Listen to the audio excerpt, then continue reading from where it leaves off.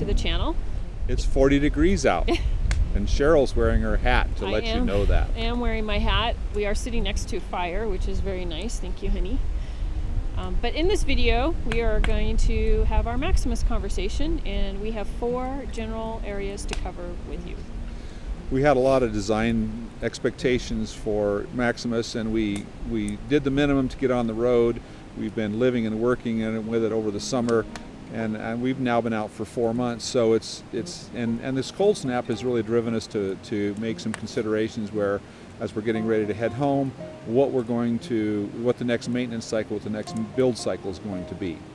Yep. So we've just started off with, because of the unpleasant cold, how we're dealing with our energy and how we're going to improve that situation. And the second item that ties back to storage. So as you cross through multiple seasons, you might need to take more things with you, and what's the best way to optimize the current storage situation. What we had planned we might not do, and we have some other ideas of things we want to change. One of the other things that I've wanted to do for a long time is work on some of the exterior parts of the truck. I have a large worn winch that I wanted to mount, and it's time to get that, because we are pretty remote right now. We are in a campground all by ourselves on the Yankee branch of the Salmon River, and there is not a whole lot of folks around, and if we were to need some recovery, we wouldn't have it. We'd have a really long way to walk, that's for sure. The third area to cover is convenience. Fourth area. That's the fourth area. The fourth area to cover is convenience. And we have a couple items that we wish we had. We didn't get them implemented before we left home. And so it's items that we're going to be working on this winter. The cold weather has really shown us that we have some shortcomings in power and power management. One of the things that I had always planned to do, and actually almost finished, was to establish a heat exchanger to heat a tank full of hot water using engine coolant. The heat exchanger is installed, it's all plumbed in, and the last thing I had to do is actually connect it to the engine. So that's something that we're going to be doing, because heating water electrically, especially with our poor performing solar panels, is been a bit of a heartache. And I don't know about you, but I am the kind of person that always takes their shoes off when they come inside, especially in a camper. In the winter or colder climate, usually you're encountering mud and water, so that's a primary reason to take shoes off. The floor gets cold, so we have some ductboard that was installed through the shower, the main entryway all the way to the bathroom, but that was it. So we have added or prioritized putting the rest of the flooring in across the floor, which will create some airflow and keep the floor a little bit warmer. We won't be touching the actual bottom side of the camper with the bare feet or socked feet. Right. The intention of the ductboard all along was to create an airspace between the actual floor and where your feet reside, primarily to allow plumbing and wiring to circulate under the floor, but also with a later future improvement of a hydronic heating system. I'm actually going to have some heat tubing running underneath between the actual floor of the camper and the ductboard, so that your feet are actually warmed, not just insulated from the cold. That's a little bit later, but getting the flooring in is the first step. And I have to add, our flooring is awesome. Having that duct floor in there and being able to extend it through the rest of the camper actually is going to help a lot with dirt. Everything will fall through the small cracks, including all the dog hair, and it will actually be a much cleaner camper. And Dirty Steve has already put this to to the test. Tremendous test. And it keeps me out of hot water more often than not. That's and Cooper true. too. Cooper's Mr. terrible. Shed Dog. Yeah, he has so much dog hair all over, and anyways, I'm really excited to see the floor come in. One of the areas that cold weather has really identified for us as something needing some treatment is the condensation issue. We were in a big rainstorm a couple nights ago where the humidity went through the roof, and the cold was in the 30s. And I have been looking for the condensation on the aluminum tubing I put in the walls. Although I have 5mm poplar plywood on both sides of the walls, there is some very slight condensation inside on the aluminum tubes. I'm not worried about it. The biggest issue is really the window frames. Aluminum, they're thermal bridges par excellence. I've definitely been almost scalded when they're in the sun, and now that they're in the cold, we have a lot of condensation around the window frames. The double pane windows don't provide condensation, which is a blessing, but we still have to mop the windows up with a towel. The area where it's more concerning is the vents in the roof. We have 4 vents, and each of them provide a small rain shower over the night mostly. And so we're going to make some snap-on insulating covers to prevent the warm air from going up inside the vents. We don't use the vents that much, but these will be snap-on, snap-off, a little bit of insulation in it, and I think that should solve the problem. It'll be easy to cart around all year and not have to worry about where we're putting them, but we'll have them when we need them. One of the things that cold weather has done is to force us to reconsider how we're going to carry several seasons worth of clothing. We left California in the middle of June. We've been out now for 3.5 months, and we're definitely into the cold weather season. Neither one of us has enough warm clothing, seasonal clothing. And so we've started to analyze where we're going to put this seasonal clothing. And so our original plan was we were going to have cabinets built into the bunk overhead. I was going to have a shirt closet so I could put button shirts in it. We were going to have several corner cabinets. And what we started off with was just some tubs in order to make a final consideration on what we're going to do. In the dinette area, we were going to have a bunch of overhead shelving filled with our small gray storage bins, and we of course we didn't do that, and so we're coming up with a new plan for how we're going to store things within the camper. So the first area is in the bunk. We've decided that we are going to scrap putting any kind of cabinetry and hanging space up in the bunk. We don't find it necessary. We have enough hanging space in the main area, and that will eliminate additional weight up high in the camper. So we will be optimizing the bin storage that we do have in the bunk. Today we have several smaller bins. We're going to look for some larger ones, but they should be great for longer term storage. It's not stuff you have to dig into very often. Maybe it's just periodic. What we have now is 6 small bins, 3 on either side of the mattress. So literally, there's nothing permanent in the bunk area other than the television. So it's completely modular. It's completely modular. We're gonna move. What we're going to do is going to move all 6 of the small bins to one side and get some slightly larger bins that were more conducive to storing larger, fluffier clothing. Yeah. Yep. And then the second area, in the main area, we have our closet space. What we are lacking, and actually never fully implemented, was hanging space for towels.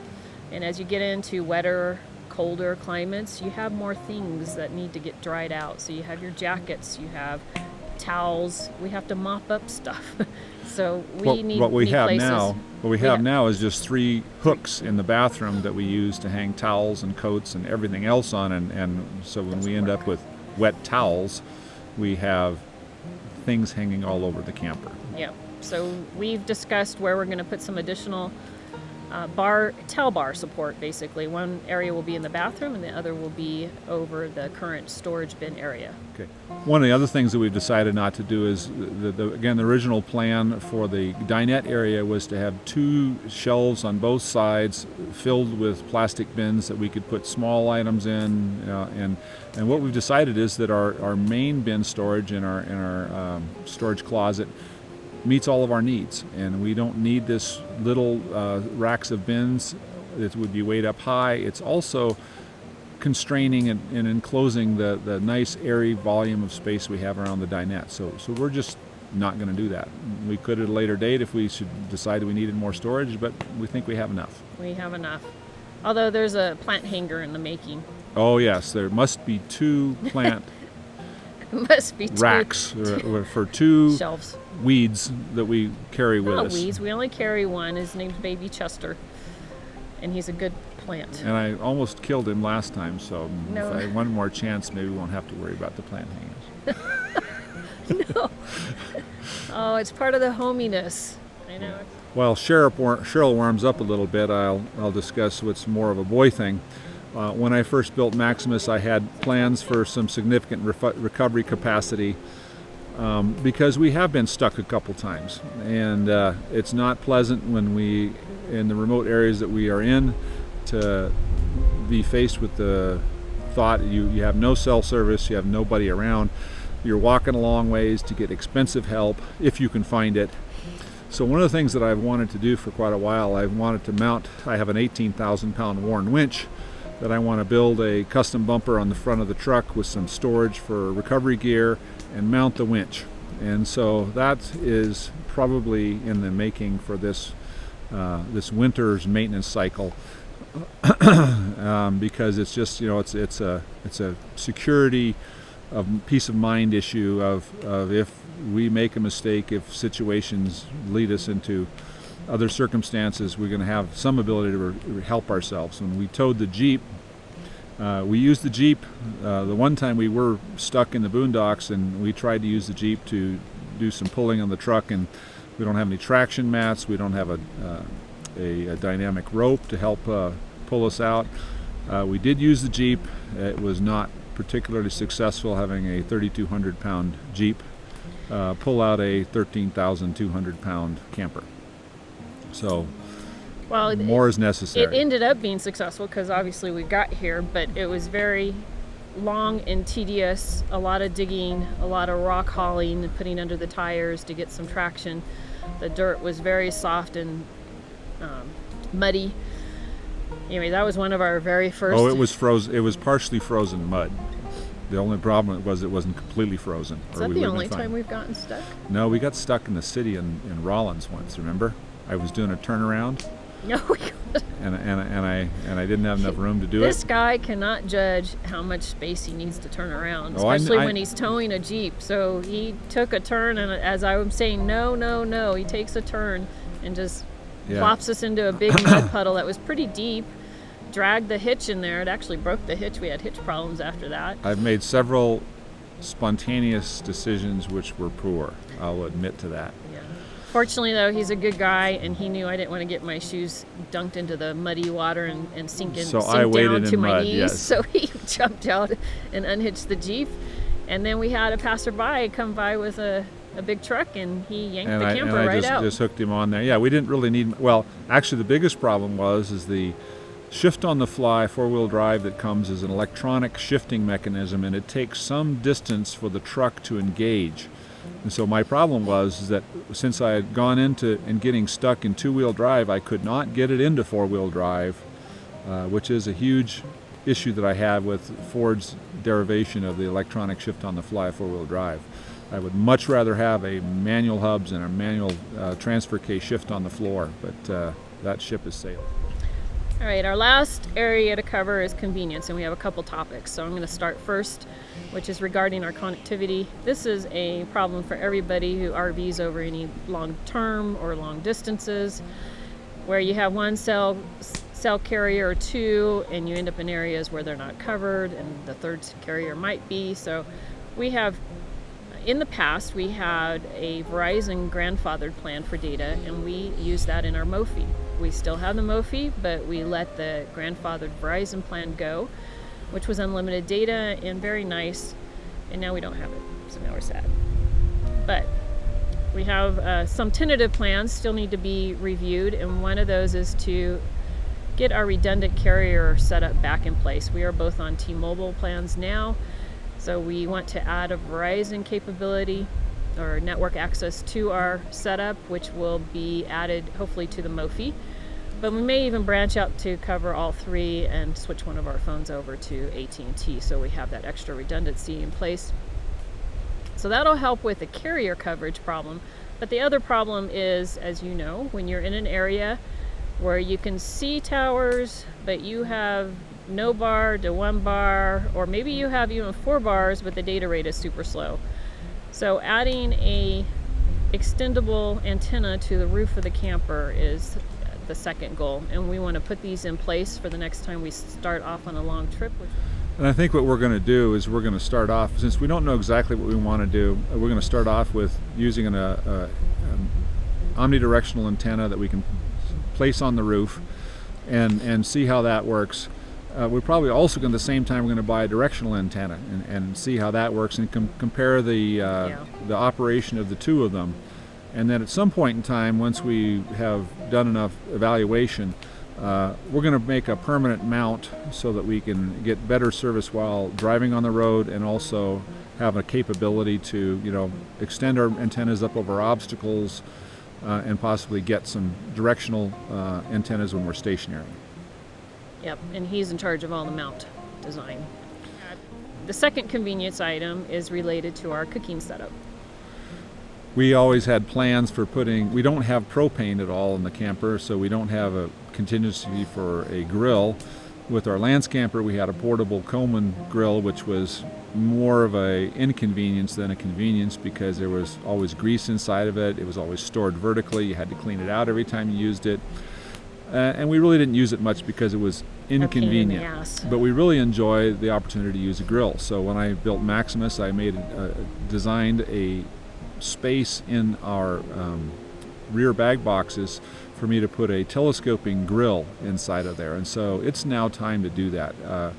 We have a small space, so we need a small grill. It may be that I need to make the grill in order to fit the space, but we're going to try to find a grill that we can mount on a drawer slide and walk out of the camper, open the bag box, slide the grill out, and grill our dinner. So that's again one of those things we wanted for a while, we've missed, and it's time now. Yes, it is. Looking forward to a bunch of grilled meat. I think Cheryl's looking forward to anything warm at this point right now. Anything warm. My hat's helping though. Steve thinks it's funny looking, but Yeah. it works great. So that covers our short-term priority list for changes that we plan on working on when we arrive back home and back to the shop. Shop time is always a good time for me. I get irritated by the failures of my prior designs or maintenance problems. So there's a lot of maintenance that also has to happen. There's oil changes and tire rotations, and of course my failed solar panels, which is probably my biggest irritant this summer. We've been subsisting on second alternator generation to get us through, and it's time to make the system work. So well, it's getting chilly out here, so we are going to say goodbye. And we have plans to be out for a couple more weeks, moving around, get back to the shop. Until then, we hope you enjoyed this video. We'd appreciate it if you'd subscribe if you enjoy our content. And make sure you press thumbs up and drop us a comment. We love to hear from everybody. Steve loves to get questions on the rig and his plans. I'm sure some of this may have inspired some conversation, and we'd like to hear what it is. And don't be surprised if it takes me a few days to get back to you. We are constantly out of contact, or we're out of cell service now. We've been out of cell service for a couple of days, and we probably will be for another couple more. So sometimes it's always exciting to get near cell service when you all of a sudden hear your phone sound like a machine gun of all the dingings. And of course, this is the out of cell service where an antenna or redundancy does not matter. Yeah. So you make a choice to be out or in. Thank you very much for following our shenanigans. Shenanigans. Shenanigans. Yeah. We don't do that's shenanigans. That's a word. We're too old for shenanigans. And good luck with your working and exploring.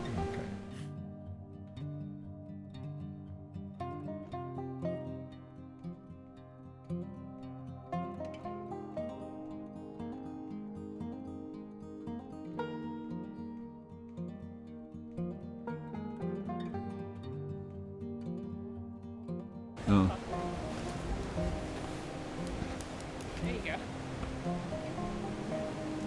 Fixing our fire.